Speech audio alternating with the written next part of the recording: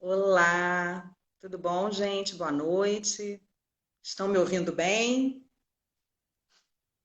Oba, Lene, estão me ouvindo bem? Tá tudo certinho? Já convidei a Marta.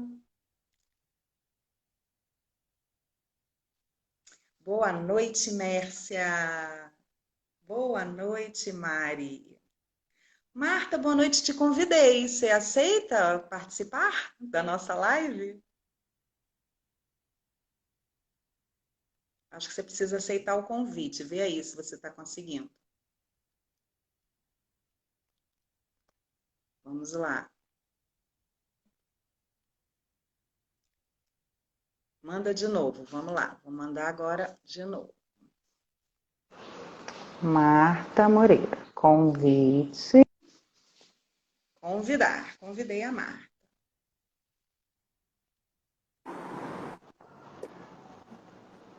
Oi, Oba! querida.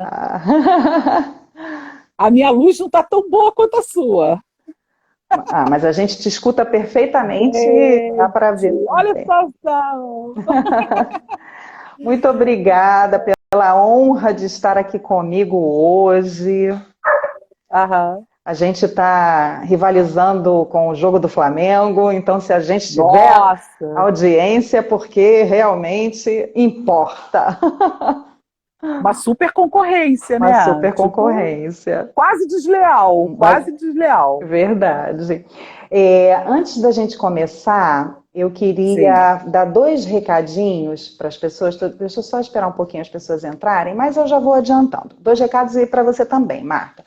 Eu, como sim. você bem sabe, sou mãe de uma criança com a síndrome de Prader-Willi. Então, se ela precisar de mim, ela está dormindo, né? Mas se ela acordar e precisar de mim, eu vou precisar sair da live e você pode continuar tranquilamente, porque eu tenho certeza que você vai, tudo que você vai falar é interessante. Então, Sim. só para dar esse recadinho, se eu precisar me ausentar para cuidar dela, ou se ela estiver chorando, eu precisar Sim. acalmá-la, aí você continua, não tem problema nenhum. E o segundo recadinho é o seguinte, gente, como essa é a minha primeira live conduzindo, eu provavelmente não vou conseguir ver as perguntas ou responder ou interagir da maneira que eu gostaria. Mas se a gente tiver dúvidas, vocês podem enviar para a gente, eu envio para a Marta e aí a gente com tranquilidade responde, não tem problema nenhum, tá bom? Eu vou me descrever caso haja alguém com deficiência visual. Eu sou uma pessoa, uma mulher branca, cabelos castanho escuros, estou com uns óculos de armação escura, azul escura, pele branca, olhos claros, blusa branca e atrás de mim uma parede que imita tijolos. Agora você, Marta. Isso. Vou aproveitar também, dar boa noite a todos, a todas e todes, me descrever também, né? Eu sou uma mulher branca, com os cabelos que atualmente, pós-quarentena, tão longos, tão num, digamos assim, né, num ruivo, mas eu estou deixando também virem os fios brancos. Eu uso um óculos, né, que tem aí umas, digamos, uma estampa, né, que é preta e branca. Eu tenho os olhos muito pequenininhos, mas eles são olhos claros, meu nariz é grosso, minha boca é grande, dentes grandes, branquinhos. Sou uma mulher grande, né? E tenho assim essa característica que eu acho que é das mulheres muito grandes e que ocupam muito espaço. Então, assim, que na luz, inclusive, eu estou enorme para vocês, mas já sou uma mulher grande mesmo. Então, acho que isso ajuda um pouco as pessoas a terem noção. Eu estou no meu escritório, estou sentada numa poltrona que tem uma manta verdinha, e estou com um vestido hoje que tem branco com bolinhas, preto com bolinhas brancas, combinando com óculos, e com um brinco que também combina com óculos. Então, eu estou toda combinadinha. Muito bem, uma descrição maravilhosa, bem detalhada. Então, para as pessoas que entraram agora, eu tenho a honra de receber para esse bate-papo, a essa hora, a professora Marta Moreira, uma pessoa que é queridíssima e uma pessoa que tem sempre uma palavra doce. A característica que me vem de você é isso. É um acolhimento, é um sorriso e é o estamos juntos. E isso é tão fundamental para todas as mulheres, todas as pessoas que cuidam de alguém. A Marta Moreira é psicóloga pela UERJ, especialista em psiquiatria social pela ENSP da Fiocruz, ela é mestre em saúde pública pela ENSP da Fiocruz também, doutora em ciências humanas pelo IUPERJ e professora e pesquisadora do IFF da Fiocruz. E o que a gente está tentando fazer hoje falar sobre um assunto que me é muito importante. Eu vou fazer só apenas uma introdução, porque desde o nascimento da Valentina, como o nascimento foi bastante traumático, assim, pela sobrevivência dela e minha primeira filha, todas as vezes que eu precisava me ausentar para tentar trabalhar, eu sentia o meu estômago contraindo de medo, porque eu não sabia se ela iria sobreviver a essa minha saída. Né? Como se meu cuidado a vida dela dependesse do meu cuidado direto.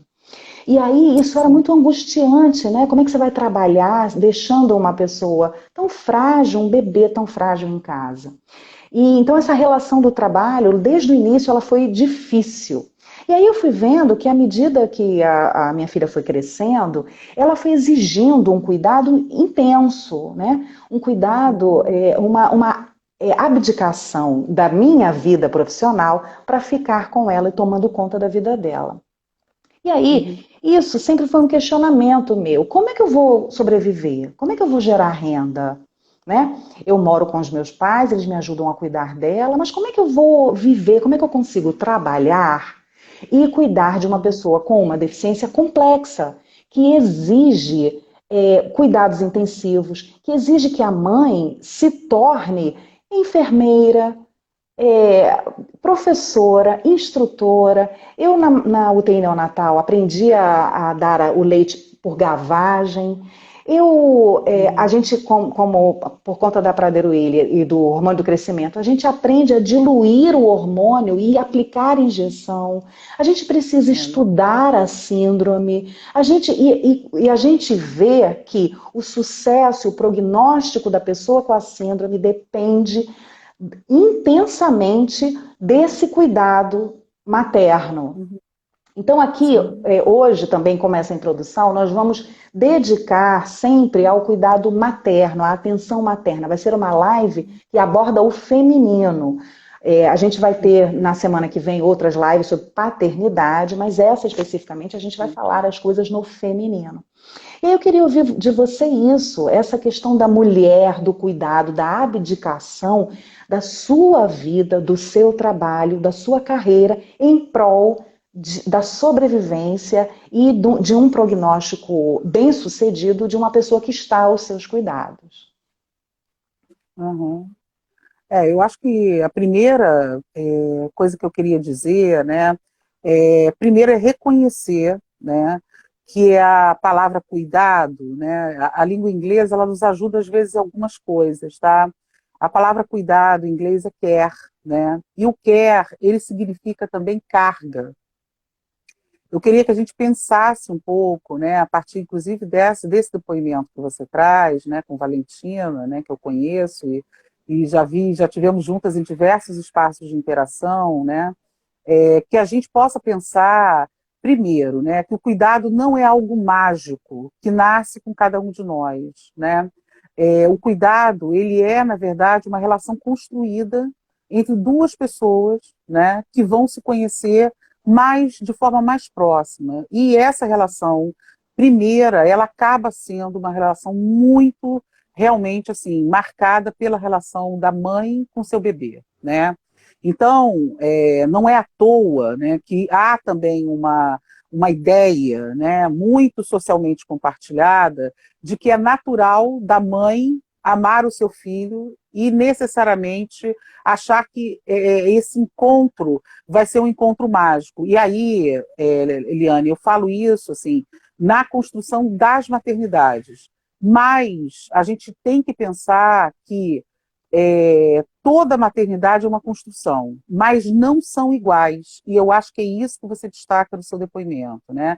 E em tantas outras falas, inclusive escritos, que são escritos, inclusive, de mulheres, né? que têm filhos nascidos, né, que hoje, inclusive, está cada vez mais comum, né, pensar não só no nome da síndrome que o filho tem, mas pensar nessa característica que vira um adjetivo. É a maternidade atípica, é o filho atípico, é o cuidado atípico, né? Essa ideia de pensar sobre o que é atípico já diz para a gente o seguinte, né? Que ser mãe é um desafio.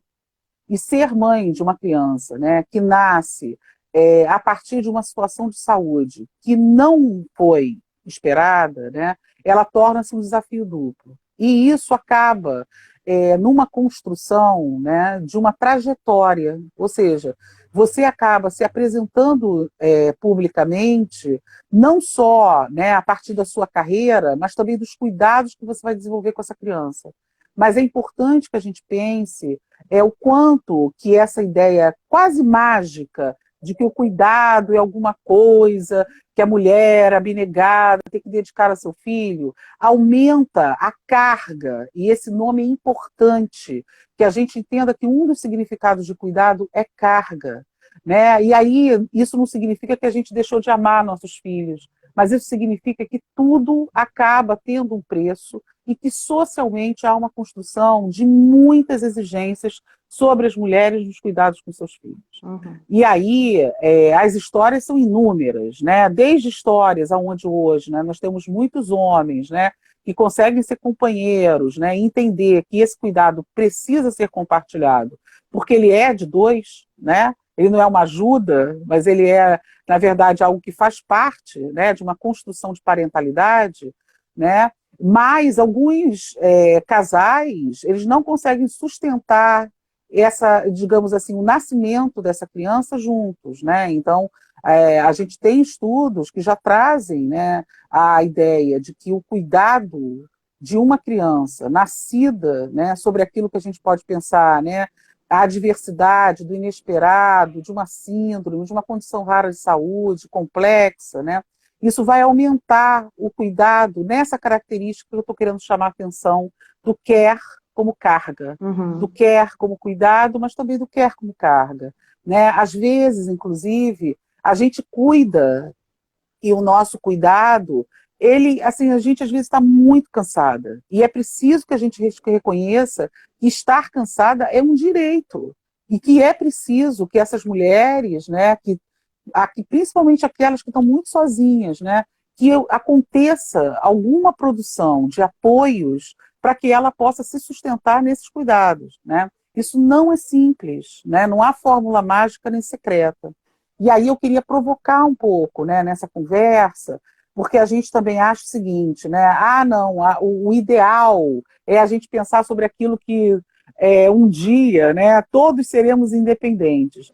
Na verdade, uma das leituras importantes sobre cuidado, que tem a ver com care, com carga, é que a gente precisa construir redes de interdependência. Ou seja, a gente precisa reconhecer que eu só vou conseguir cuidar melhor se eu conseguir preservar espaços primeiro, de autocuidado, espaços onde eu possa reconhecer que em algum momento eu não vou ter paciência e que eu preciso de alguém que naquele momento entre, me substitua, e que isso não significa deixar de amar meu filho, né? Outro destaque que eu queria dar, Liane, que eu acho muito importante, né, aquela fala muito comum, quer dizer assim, olha só, se coloca no lugar dela, né?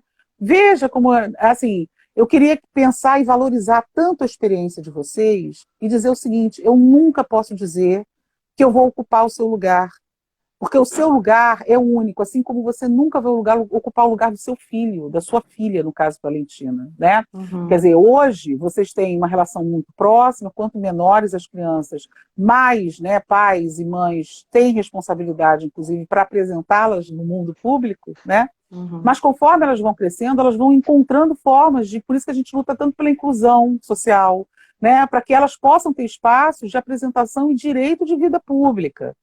Para isso, a gente tem que pensar o seguinte, né? Precisamos de redes que nos deem suporte, e a gente precisa pensar que eu não posso me colocar no seu lugar, porque eu não sei que lugar é esse, primeira coisa. Segunda coisa, tem que perguntar se você também desejou esse lugar, Você não desejou, mas isso foi um acontecimento na sua vida.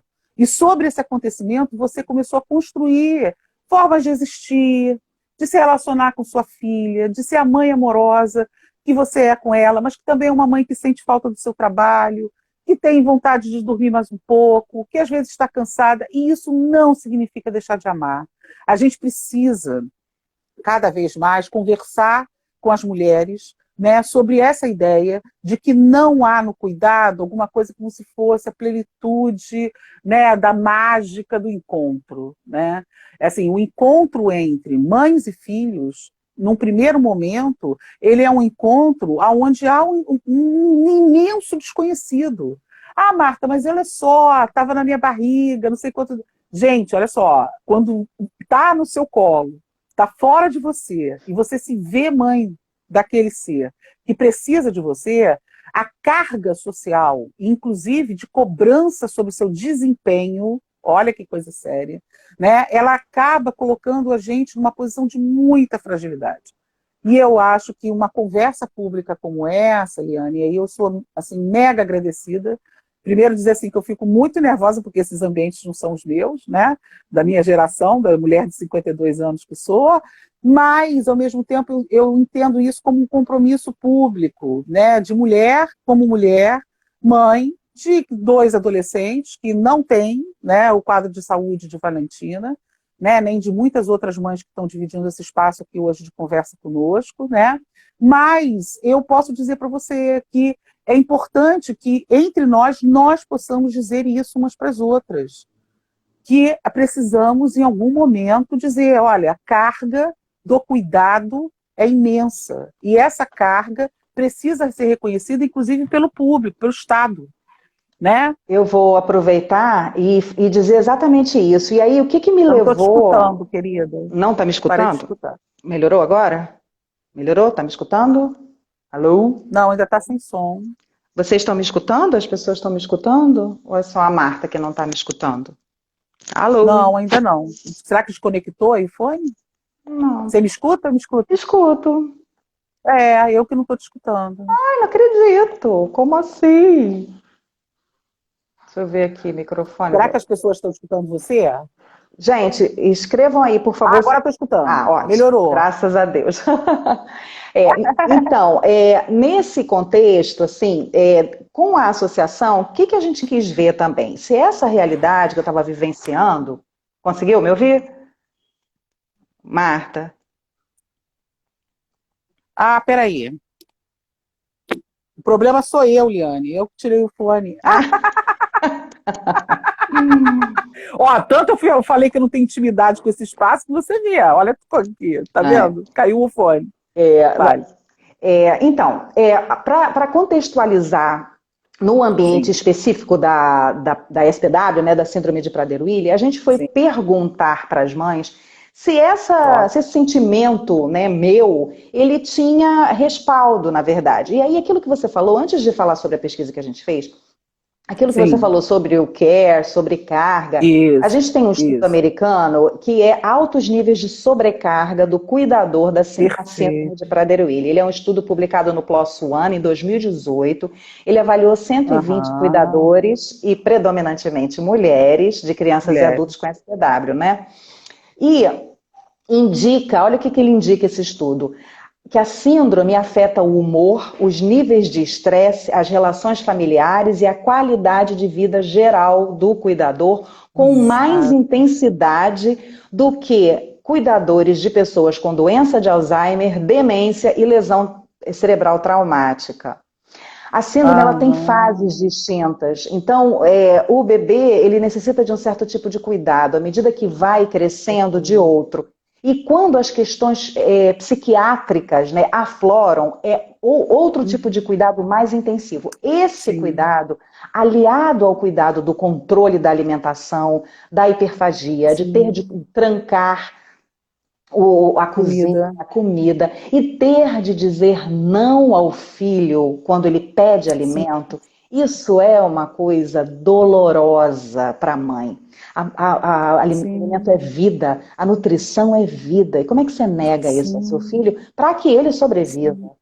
Então, esse estudo fala exatamente da carga e diz que essa percepção de carga do Sim, cuidador é uma sim, percepção daquilo que tem consequência emocional, financeira, da sua saúde física, da vida social e privada, que compromete a sua capacidade de cuidar. Então, sim, aquilo que você disse, né? Se a gente, como cuidador, e aqui a gente está falando especificamente da pessoa que cuida de uma criança, de um adolescente, ou de um adulto criança, com síndrome de Prader-Willi. sim, sim, Mas essa sim, realidade abrange cuidadores de idosos, cuidadores de pessoas com as sim, mais diversas deficiências, crianças que cuidam de pessoas com sim. deficiência para sobreviver. A gente depois vai falar no estudo da OCO. Isso, Então, essa construção dessa rede é que sim, ela é necessária e isso que a gente quer tentar fazer, porque não adianta a gente falar sobre políticas públicas e algo que não é concreto e que não sai do papel. E aí os sim, anos sim, sim, passam, as mães continuam sobrecarregadas, o cuidado é comprometido e a gente não tem uma sim, solução, né? sim, sim, sim, sim. Aí a gente fez o quê? A gente fez um questionário e a gente teve 155 respondentes, Olha, 147 mães, 5 avós e 3 pessoas disseram ter outro tipo de vínculo, que se disseram sim, cuidadores principais, né? Que é a pessoa responsável pelos cuidados diretos, que passa mais aham, tempo com a pessoa com síndrome de Prader-Willi, que garante seu tratamento, seu bem-estar, a segurança, educação, divertimento e saúde. sim, É sim, bastante, não é não? Você garantir isso tudo. Olha já essa com certeza, responsabilidade, né, do com cuidador certeza. principal. Que é uma outra palavra muito importante que você acabou de destacar agora, que é essa palavra chamada responsabilidade, né? Existe uma série de leituras, né, e de estudos, né, principalmente internacionais, que vão chamar a atenção da gente para essa chamada ética do cuidado. Essa ética do cuidado, ela vai chamar, vai se diferenciar daquilo que a gente chama ética da justiça. Qual é a grande diferença, assim, em linhas gerais, porque a gente está conversando com pessoas comuns, com pessoas que estudam, com pessoas que não estudam, então acho que a gente tem que aprender a falar fácil com as pessoas, sem torná-las também como se elas não pudessem entender, tá? É importante a gente conversar sobre isso. A ideia da ética da justiça é como se todos fossem iguais e que a gente tivesse, de uma certa maneira, a capacidade de decidir livremente sobre as coisas, né? Quando a gente pensa sobre a ética do cuidado, a gente vai pensar que as responsabilidades não são iguais entre esse universo de homens e mulheres no mundo, primeira coisa, né? Há uma desigualdade intrínseca instalada, né, construída, né? Não é natural, ela não é intrínseca no sentido de ser natural, mas ela é construída nas relações, né? A exigência sobre as mulheres é enorme, né? O isolamento que às vezes as mulheres vivem é gigantesco, né? Elas são as primeiras a abrirem mão de seus projetos pessoais quando a gente pensa sobre carga de cuidado, né? Tanto que o seu estudo reflete isso e o estudo da PLOS ONE, ele vem e confirma, né? Um estudo recente, 2018, importantíssimo, inclusive, para a gente olhar para ele, né? Porque o que está sendo dito é importante que a gente pense, né? Diante daquilo que a todos nós é comum, de que nós só somos humanos porque dependemos uns dos outros, então, vamos colocar para descansar aquela ideia de que a gente está construindo independência. A gente não está construindo independência, a gente está construindo autonomia. Autonomia não é igual à independência. Como é que a autonomia se constrói? Ela se constrói a partir da possibilidade que a gente tenha de negociar aquilo de onde a gente depende mais ou onde a gente depende menos. Quando você fala, né, da Paderville, eu acho que é importantíssimo, né, pensar no que é a característica de cada criança nas suas condições de saúde própria. Presta atenção que eu estou chamando de condição de saúde. Uhum. Eu não estou chamando de doença, de propósito. Eu quero que a gente pense que uma das questões que dizem respeito à saúde dessas crianças é viverem com uma síndrome rara, de difícil manejo, com repercussões que são grandes no campo da saúde mental e que são grandes porque passam por uma coisa que você falou que é preciosíssima e que instaura muitas das vezes relações que constrói a maternidade, que é a ideia de alimentar seu filho. Uma das coisas assim mais difíceis, querida, e que eu queria te dizer, é essa ideia de que em algum momento você tem que dizer não para o seu filho e para uma comida que ele deseja.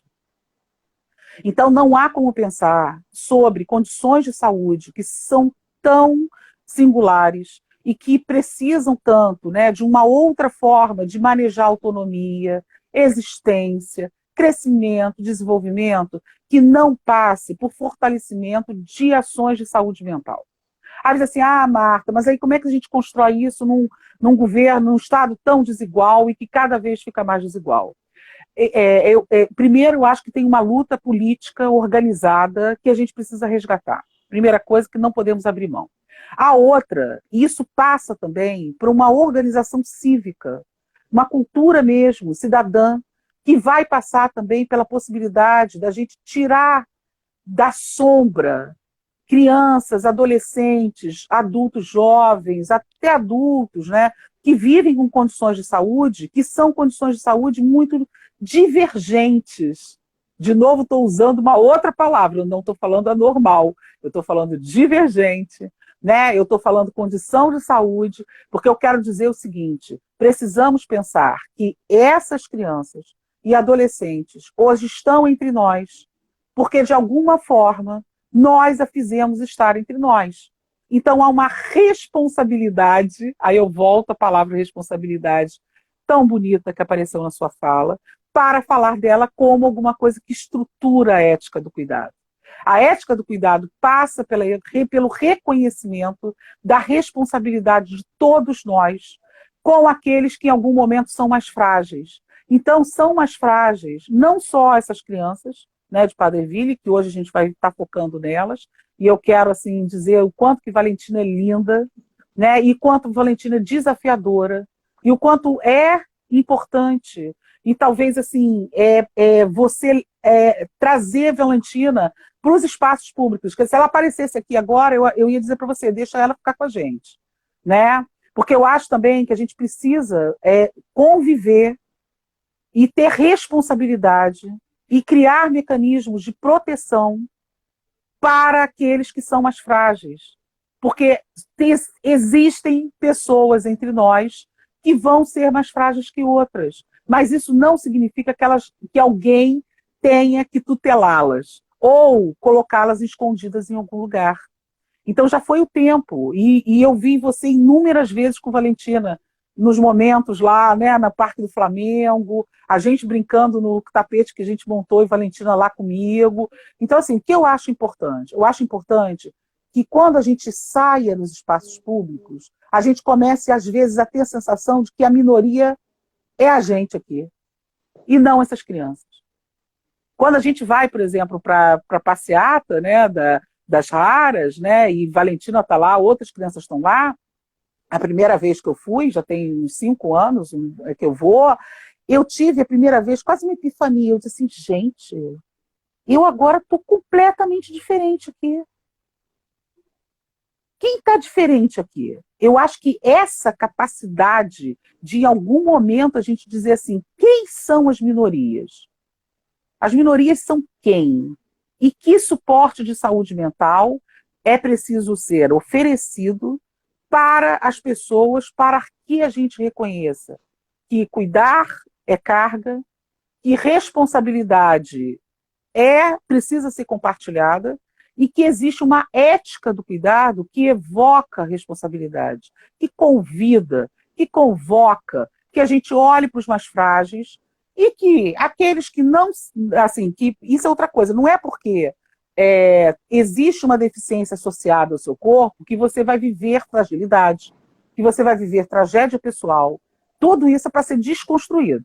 Agora, a cada um pode caber uma carga diferente de sofrimento, de necessidade de elaboração, que a gente também tem que garantir, né? Então, assim, ter Valentina, né, conosco, na fala que você faz sobre sua filha, que é também de uma pessoa de uma associação, e as associações são lugares de aprendizado sobre cidadania, Liane. Né? Esses grupos, eles são lugares que todos nós devíamos de um dia experimentar. Né, assim, mesmo que eu não tenha uma criança com Prader-Willi na minha vida, né, no sentido diretamente ligada sobre os meus cuidados, né, como pessoa comum, né?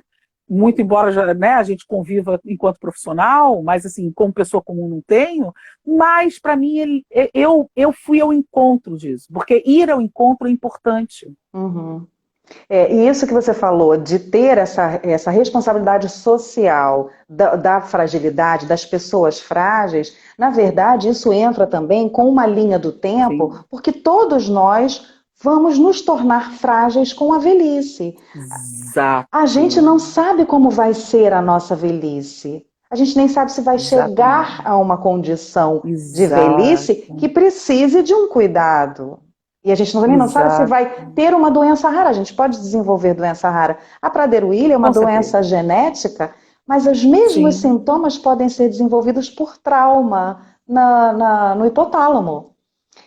olha Então, só, a gente acha que é uma doença hereditária, não é uma doença sim, genética, sim, mas que já aprendi com você, pode acontecer também com um trauma que afete exatamente a região do hipotálamo, que controla todas as questões que são comprometidas por conta do cromossomo. E olha que sim, interessante também. Aí, vamos voltar só um pouquinho para a gente dar uma pincelada? sim, A gente fez a pergunta no questionário, e aí, nessa pergunta sobre antes de você se tornar antes de você se dedicar ao cuidado da pessoa com SPW, sim, você tinha um emprego na sua área de competência? E aí a gente teve 155 respondentes. 131 pessoas declararam que uhum, trabalhavam antes do nascimento do filho, né? 24 sim, responderam que não, por não terem trabalhado fora ou por estarem desempregados, ou por serem donas de casa ou aposentados. E aí uma das sim, informações mais importantes foi quantas pessoas tiveram de parar de trabalhar? Dessas 155, 131 responderam que trabalhavam. 102 mulheres tiveram de parar de trabalhar. É sim, 65,5%. Então, a gente é está muita coisa, vendo nessa realidade específica, que, mais uma vez, abrange, né, um espelho da realidade das sim, cuidadoras, de uma forma geral, que muita gente precisou parar de trabalhar. 40 delas apenas, né, 25,8%, conseguiram continuar trabalhando fora ou durante meio período, que também já é sim, algo que ajuda muito. E aí, sim, 45,4% gostariam de voltar a trabalhar, 50% gostariam e pretendem voltar a estudar. E aí, sim, assim, a gente vê que quando a gente pergunta como é o dia a dia da cuidadora, o que a gente sim, recebeu de resposta? Eu gosto de cuidar da pessoa, mas eu preciso de um tempo para mim. perfeito, Exaustivo, mas recompensador. Estou resignada com a minha situação de cuidadora, não vejo outra saída. sim, Apenas 10 pessoas marcaram leve e gratificante. Adoro cuidar da pessoa com. sim, sim, Então, a sim, gente já presencia uma realidade, a gente vê nessa pesquisa essa realidade, e assim, essa pergunta de número 13, ela revela quais são os obstáculos que impedem que essas mulheres cuidadoras retornem ao trabalho sim, formal, né, que a gente diz de trabalhar sim, fora. sim, A pessoa com SPW depende inteiramente de mim, eu não consigo e nem quero deixar de cuidar dela. Eu gostaria de poder sim, estudar e trabalhar fora, mas os cuidados com a pessoa me impedem, tudo em relação ao cuidado. Não tem ninguém para cuidar da pessoa, o aham, salário que eu receberia é muito baixo, não compensa, e eu hum, recebo BPC, portanto não posso trabalhar de carteira assinada, sim, que é sim, sim, sim, outra algema que prende, sim, né, que não deixa a evolução das famílias que recebem esse auxílio progredirem. As pessoas sim, ficam reféns de um quarto de salário mínimo para viverem quase na miserabilidade. uhum, Indo um pouco mais, assim, a gente procura em vários estudos e a gente vê que essa revelação, até nos estudos em que, nas suas próprias pesquisas, né, sim, a gente sim, vê que 86% dos responsáveis não trabalham em função sim, da doença rara do filho no estudo Como São Raras Essas Crianças e isso, Adolescentes, uma pesquisa com as uhum, famílias para conhecer mais sobre o cuidado, de 2006. isso, E A negligência do autocuidado, aí que eu quero falar agora. Sim, sim. 60% dos entrevistados disseram que praticamente o dia todo está dedicado ao cuidado com a saúde e as rotinas da pessoa sob Exato, seus cuidados. exato. E aí, como se cuidar, Marta? Como se cuidar nesse mar de responsabilidade, nessa sobrecarga, parece uma realidade sem saída, nessa prisão, Sim, assim, como já foi descrito aqui sim, no final, a gente tem uma frase muito marcante de uma prisão, de uma maternidade de prisão. sim. Primeiro, eu acho assim, muito importante, né, que foi quando eu falo, né, do cuidado como carga, eu queria que a gente pensasse o cuidado como trabalho também, tá? Então, isso que até que você falou, quer dizer, o trabalho formal, né? A ideia de que a gente também, quando a gente fala assim, ah, não, o cuidado, é como se o cuidado não fosse trabalho. Essa dedicação que aparece nas pesquisas, né, é muito integral a atividades da rotina, né, que são atividades de rotina, inclusive para, digamos assim, a reprodução da vida na família, né, e que quando você tem uma criança, né, que precisa de cuidados, né, que são, digamos assim, mais vinculados a uma sobrevivência, no sentido assim, conseguir viver, né, se sustentar, seguir no curso da vida, porque tem rotinas de medicamentos, de práticas de reabilitação, né? Outra coisa, né? Muitas das vezes a gente, né, os profissionais de saúde, eu acho importante eu falar isso, porque tem profissionais de saúde aqui com a gente, né? A gente diz assim, ah, não, vamos treinar as mães, né? Treinar. Primeiro eu implico com essa ideia de treinar, né? Eu acho que a gente não treina gente, né? Com gente a gente dialoga, com gente a gente troca conhecimento, com gente a gente negocia, contratualiza, né? Então, assim, a posição de mães, né, não é de serem treinadas, mas há um conhecimento a ser construído e que precisa reconhecer o quanto é difícil isso, né? Porque pela pressão social que recai sobre essas mulheres, né? Qualquer falha, ela vai desencadear numa sensação de que eu não dei conta daquilo que era para mim, como se ela fosse o único ser de referência dessa criança. E aí eu queria até destacar uma coisa que eu acho importante, até para outras pesquisas, e que cada vez mais eu tenho provocado também como pesquisadora e orientadora de alunos, é que a gente, na hora que a gente for fazer as nossas pesquisas, que a gente procure considerar quem são essas mulheres, de que cor elas são, cor, raça, etnia. Se essas mulheres, elas mesmas, têm condições de saúde, que são condições de saúde que precisam de cuidados, né? Se usam remédios de uso contínuo, se precisam de cuidados de reabilitação, se abandonaram esses cuidados. Se são mulheres com deficiência, porque pode ter mulher com deficiência cuidando de filhos, né, que nasceram com deficiência, que nasceram com uma síndrome rara, né? Se essas mulheres moram em que lugar, qual a renda delas, se são mães solo, se são mães com companheiros, se tem círculo familiar, rede familiar de referência. Então, essas perguntas são essenciais para que a gente não recaia num outro problema, que é igualar todo mundo. Todas as maternidades atípicas vivem os mesmos dilemas. Não vivem. Algumas vivem mais, outras vivem menos. Agora, o que é importante a gente considerar é que uma certa existência, né, sofrimento, né, diante daquilo que não se escolheu, que foi um acontecimento, né, alguma coisa inesperada na vida, é comum a todas. Mas em que lugar você está situado na sociedade, né? Assim, uma coisa diferente, completamente diferente da outra. Uma mulher que mora na periferia, é negra, e vive com BPC é diferente de uma mulher que é branca, de classe média, escolarizada, que tem, sei lá, a rede com que conta. Há sofrimento, com certeza, tanto na branca lá, quanto, né? A diferença vai incidir a partir das combinações de tantas outras diferenças. E como falar Então, de autocuidado para tamanha sim. diversidade, Marta? Isso é tão Ai, difícil, não é? Sobre essa questão do privilégio. A gente lê, você precisa de um tempo para é, você, você precisa tomar um banho sim, morno, tomar sim, uma sim. xícara de chá e pensar, Mas mas aí, de novo, para qual mulher você conversa? Porque para algumas mulheres pode significar tomar um copo de cerveja na esquina. Significa sair para ir, sei lá, fazer a unha com a amiga do salão do outro lado da rua. isso, Pode ser a outra fazer crochê, né? Agora pode ser aquela que toma o chá na chávena. E, entendeu? Tipo assim, aí tem várias. Mas eu acho que é importante o seguinte, né?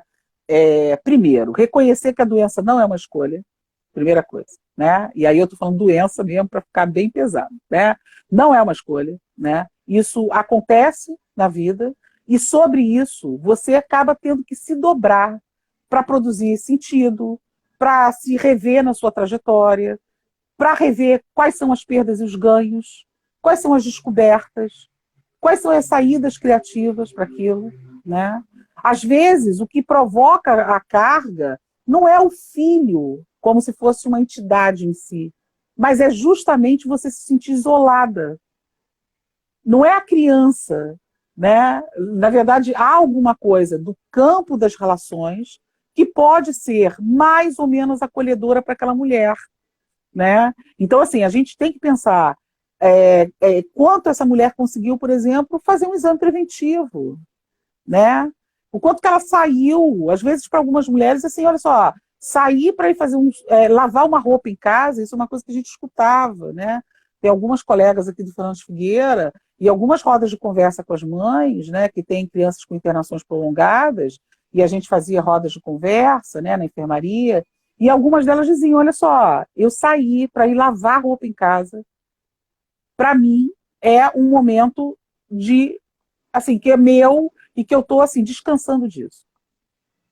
Aí você vai dizer assim, poxa, que estranho. Mas não, ué, faz sentido, uhum, todo né? sentido, é. Você Então, está assim, é algum momento né, de de afastamento, de afastamento. retorno, Uhum. né, de aproximação, aquela coisa que tudo é muito direcionado num foco só. Tudo que dirige a gente para um foco só nos leva à exaustão. Eu queria falar disso assim como uma profissional do campo da saúde mental, né? Esses focos únicos, né, que exigem de nós uma única concentração, como se aquilo fosse a única saída da nossa vida e o nosso único projeto, você pode ter certeza que aquilo em algum momento vai te levar à exaustão. Então, eu acho que a gente tem que procurar formas, né, que a nossa relação ela não seja levada à exaustão, que a gente possa ter momentos de desafogo, Liane, de respiro, né? É desafio, querida. Mas aí eu acho que é isso. Qual é o papel de uma associação como a associação que você preside? É talvez pensar em redes de mulheres, de coisas às vezes que a gente possa pensar, como assim a gente compartilha cuidados, como é que a gente troca, quais são as saídas, Uhum. como é que a gente lida com a questão da comida, né? Como é que para alguns assim, a gente conseguiu passar por isso. Esses aprendizados, nós profissionais também precisamos aprender com vocês. E Uhum. aí quem treina quem? Vou Uhum. provocar. É. Então, às vezes eu acho que quem precisa ser treinado, aí vou provocar mesmo, é a gente. Eu não acredito no treinamento, não. Mas a gente tem que botar uma cenourinha e fazer a gente correr atrás. Mas, Né? essa troca com os profissionais da saúde, ela é Sim, riquíssima. E quando a gente tem nessa trajetória, pelo menos aqui sim, da associação e tudo, profissionais que têm esse coração e essa disponibilidade exato. de diálogo. E isso é muito rico, eu sempre enfatizo isso. A gente vai ter lives também com os profissionais Sim, específicos, né? Mas é mais falando sim. sobre as questões da síndrome e tudo. E eu queria. Que horas são? Eu não sei, eu não estou com o relógio aqui. São 10, 15 para as 10, Ah, querida. vamos, Quase pelo 10 menos, para as 10. finalizando, não quero deixar todo o povo cansado no dia seguinte. Aham, Só assim, ressaltando, tem outras pesquisas que dizem que é ótimo. uma doutora Vamos Dykins lá. aqui nos Estados Unidos. Ela fez um Sim. estudo e ela comparou. as mulheres que sim. cuidam das pessoas com síndrome de Prader-Willi, ela viu que as mulheres tinham mais sobrepeso, enxaquecas, depressão, crises de pânico, alergias, problemas de Olha, visão e fadiga e ansiedade do que as é mulheres isso. americanas em geral. Então, essa questão de você cuidar da sua saúde, ela é tão fundamental e às vezes a gente passa por cima porque a gente faz tudo pelos filhos. E aquilo que você falou do Sim, foco único. A gente ama tão intensamente que a gente sim, sim. vai longe por eles, né? E Sim, acaba se sim. esquecendo do básico, porque eu volto a falar, o sucesso da pessoa com a síndrome está totalmente ligado ao tipo de cuidado que você dá. E como são crianças muito desafiadoras, se você não está com equilíbrio, Hum, mas isso é uma questão tão profunda que mexe no seu sim, ser mesmo, como é uma questão sim, de posicionamento de vida, que você se sim. refaz. Então, aquilo que a gente ouve, aquilo que Uhum. você falou que tem que se dobrar para entender e achar significado nesse tipo de maternidade, Exato, a gente exato. escuta muito, né? Essas crianças me trouxeram um brilho, um amor incomensurável, mas trazem muitos desafios também. E eu digo, a minha filha, a Sim, Valentina, ela me trouxe, ela, sim, ela fez com que eu enriquecesse de uma maneira que eu nunca iria imaginar e eu nunca iria conseguir numa vida sem a presença dela sim. comigo. E ela me Uhum. fez aprender como se eu estivesse numa universidade viva, mas com degraus de aprendizado muito profundos. Sim, sim, sim. E com essa complexidade. E aí, só assim, meio que para finalizar, a gente pediu para que, no fim, as pessoas, as mães cuidadoras, dessem uns Sim, relatos, né? E aí, o que a gente leu, foram muitos relatos, tem alguns relatos sim, positivos, sim. mas o que a gente mais leu foi, a pergunta foi, você já se sentiu julgada ou estigmatizada por ser Uhum. cuidadora de uma pessoa com deficiência? Sim, volta e meia me sinto culpada e inferior a quem trabalha fora e tem sua renda Olha. e não precisa de Uhum. ninguém. Eu escolhi viver a maternidade de forma intensa após o nascimento da minha filha, porém tem dias que eu penso voltar a trabalhar e não ser tão materna assim. Então, é como se, Uhum. né, uma coisa brigasse com a outra, se você A tivesse de abrir outra. mão de um tipo de Exato. cuidado ou da sua maternidade para você poder ganhar dinheiro e também ter uma certa prazer Sim, no progresso claro. profissional.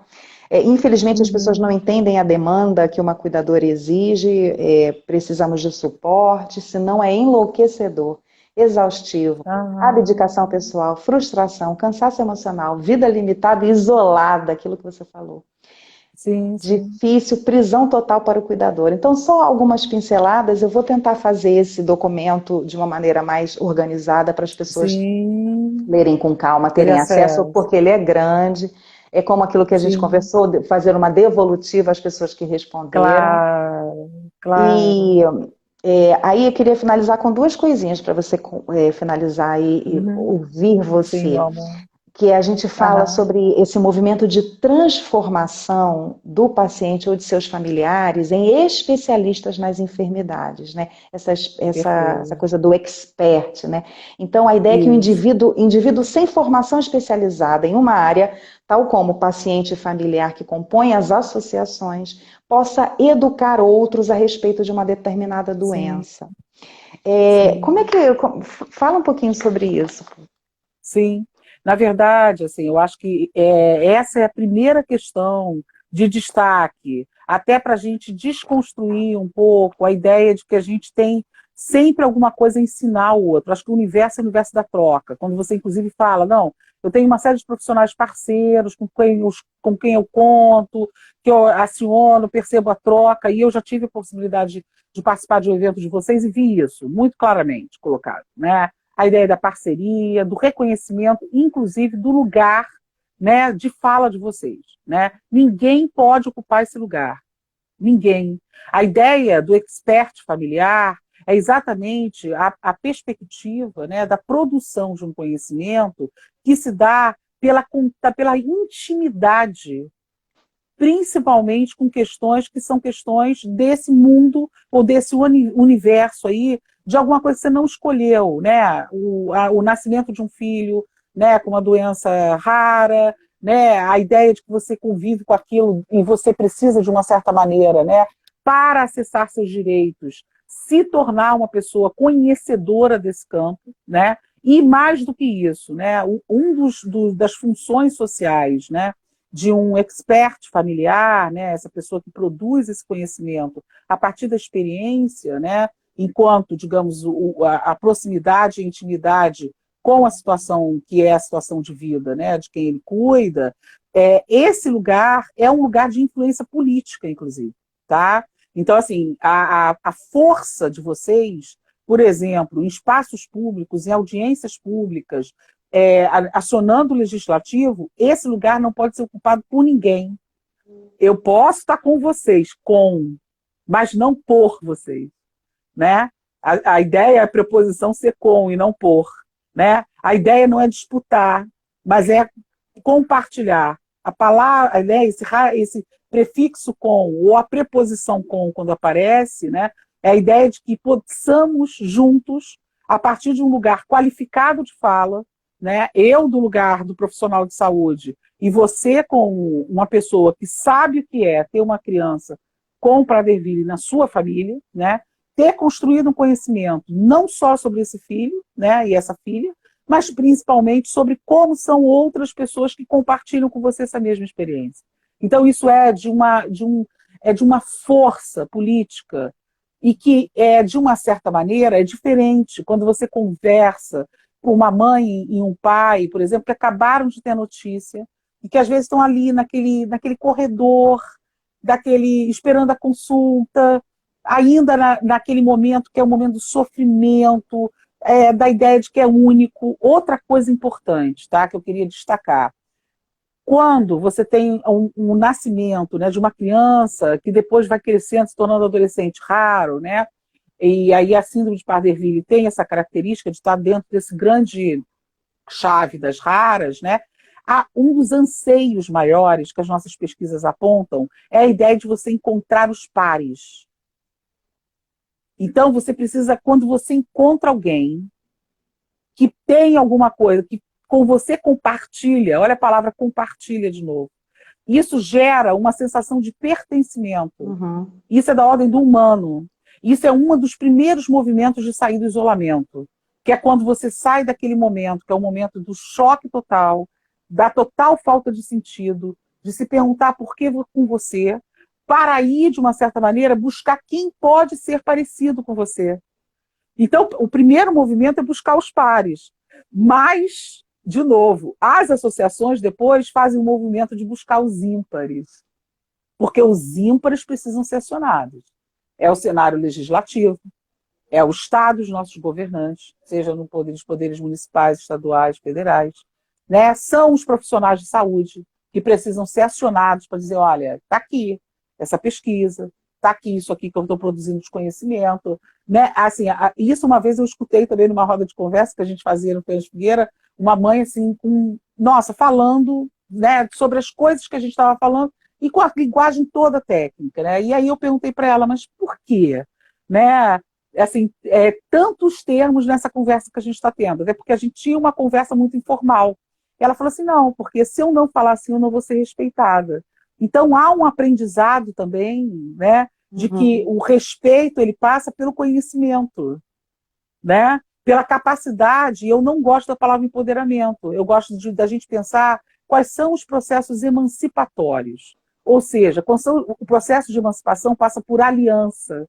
Aí a gente volta ao início da nossa conversa, que é a ideia da interdependência, né? Então, quando eu penso em emancipação, eu falo em aliança.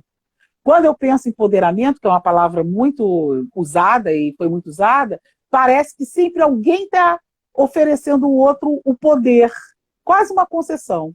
Quando a gente pensa sobre emancipação é uma construção de alianças, inclusive com os pares, que, né, são essas pessoas que você reuniu em torno da associação, mas são os ímpares. Eu sou uma ímpar.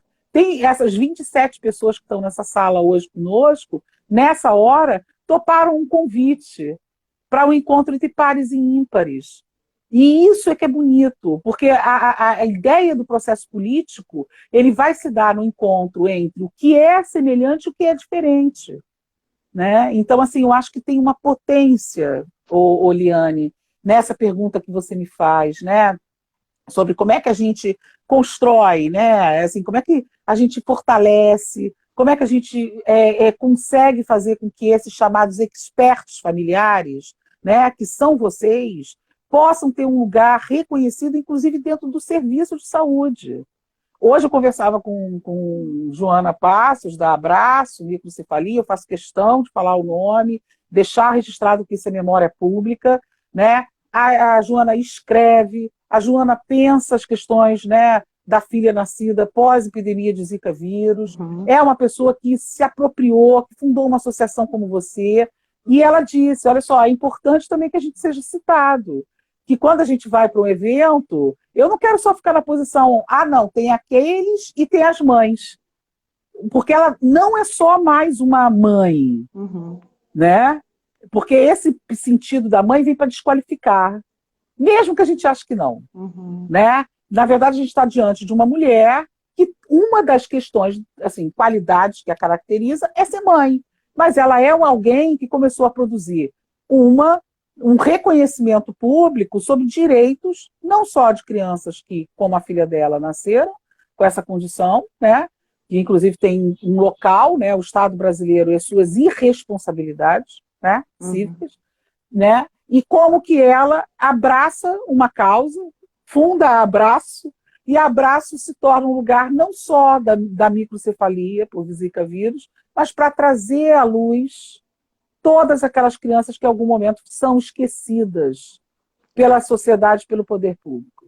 Que são as crianças, muitas das vezes, com paralisia cerebral. Né? Então, querida, eu acho assim, que é o lugar do expert, né, familiar é um dos lugares mais importantes, né, na cena pública e nos espaços das instituições de saúde hoje. A gente precisa conversar e precisa saber também que algumas vezes vamos ter diferenças, isso é outra coisa, né? Inclusive em posições políticas, tá?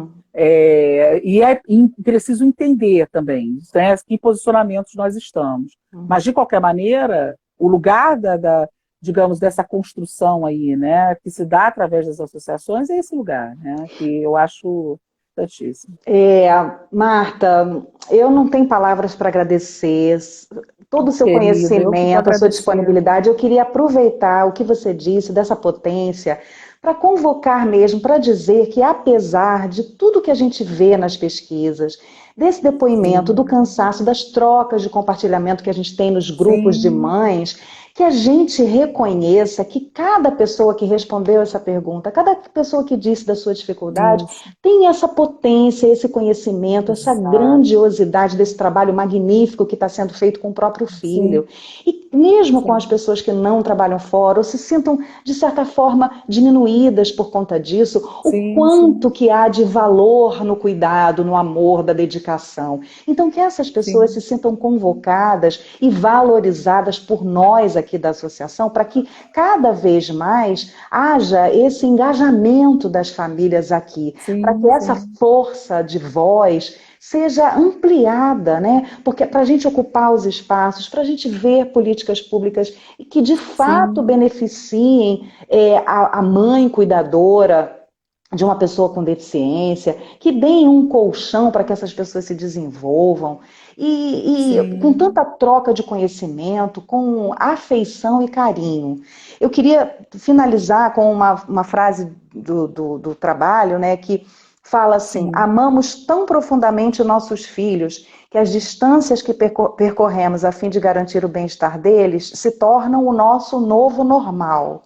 Mas o nosso normal não é a norma. Por isso é fundamental reconhecer isso e honrar os cuidadores e as cuidadoras. Amamos incondicionalmente nossos filhos e faremos tudo por eles, mas parte desse amor precisa ser nos amarmos também.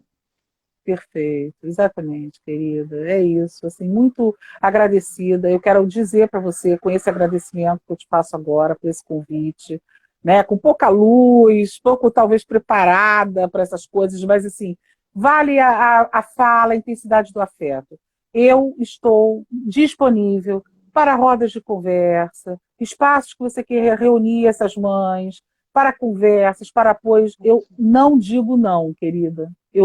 Quando vocês me chamam, eu vou, porque eu acho que isso faz parte de um compromisso público, e eu, como servidora pública, nas coisas que eu acredito, é para que eu possa oferecer às pessoas o espaço da escuta, da reflexão, da troca. E se me convidar, eu estou com vocês, porque isso para mim também é um espaço que eu vou te dizer de aprendizado, de construção de alianças, de emancipação, e é o que eu acredito. Então eu estou mega agradecida, feliz por esse encontro, por você me convidar, e eu espero assim que as pessoas tenham assim recebido eu acho que essa energia que a gente compartilha, porque eu tenho a sensação com você que eu te conheço há muito tempo. A gente já se conhece há muito tempo, que já tem alguns anos, mas é muito mais tempo, né? Então eu queria dizer para vocês que eu estou abrindo aqui, literalmente, né? Eu sempre abro minha agenda para conversas. Eu não acredito em fazer pesquisa expropriando o conhecimento do outro. Eu acho que a gente constrói pesquisa, constrói conhecimento quando a gente reconhece a diferença, o lugar de voz, de fala, que eu não vou substituir. Agora, eu posso, com vocês, amplificar em espaços e ir trazendo vocês comigo, porque é aquela coisa, uma puxa a outra. Claro. Né? Então vamos puxando, tá? É isso, meu amor. Muito Muito agradecida. obrigada. Eu vou dormir Obrigada. assim nas nuvens. Eu espero que as pessoas realmente tenham aproveitado Que e bom, meu muito amor. obrigada sempre por isso, pela sua disponibilidade, boa E vontade, seu Valentina ficou em conhecimento. paz, hein? Olha, deve Viu que estar dormindo. linda? Hoje ela brincou Querida. bastante e isso é ótimo. E sempre que puder, realmente, ela vai estar presente. E as pessoas com a síndrome estão presentes nos espaços, né? E Sim, e você sempre tem. a gente Mas deixa ela precisa. dormir, porque ela tem um Ela horário que ela precisa descansar, e tem, ela você também pode dorme fazer suas cedinho. coisas. Gente, É isso. muito Ó, obrigada. Boa noite a todos. Obrigada por vocês estarem aqui, terem é, estado com a gente com esse assunto tão específico, né? E a gente está fazendo um mês de conscientização da síndrome. Esta semana que a bom. gente está meio dedicado à maternidade e a uma fala feminina, né? Amanhã Legal. a gente vai fazer um barulho no Instagram da Cláudia Bel. Ela é uma mãe de uma pessoa com a síndrome Aham, também, da Gabi. certo. E ela tem um blog que é Sucesso SPW. Então, ela mostra as Vou coisas. acompanhar. Ela vai falar dessa exaustão materna, mas sempre com o olhar do sucesso das coisas que são possíveis de serem conseguidas. Então, Que amanhã bom. vamos Vou todo. assistir. A gente vai para lá, tá? Muito Tá obrigada a bom, querida. todos. Um Obrigada beijo, novamente. viu? Uma boa Obrigada noite. pela paciência. Um beijo grande para vocês. Tchau, meu amor. É só eu sair, né? Eu vou fechar aqui. Um Você vai beijo. salvar? Vai salvar, Vou, né? vou, Vai vou. salvar. Vamos ver aqui. Vai Tá ser a bom. primeira vez que eu faço isso, para eu não fazer Tá, besteira. vai dar certo. Beijo, boa Beijo, noite tchau. a todos. Boa noite a todos, queridos. Tchau, queridos, queridos, queridos.